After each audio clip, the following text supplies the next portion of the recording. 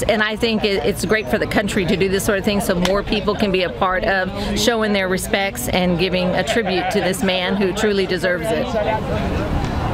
Well, they had. And this is something that I wanted my kids to see. This is a historical event and something that they will probably never again see.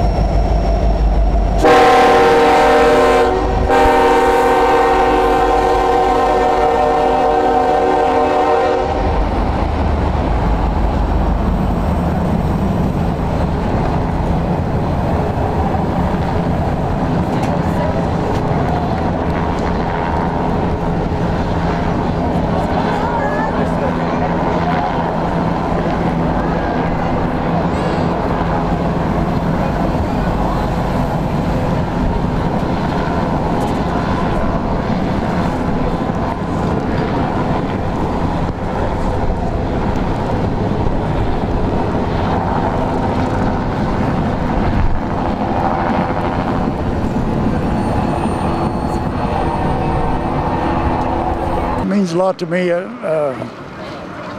We, as vets, try to look out for each other and care for each other, and he was a great leader.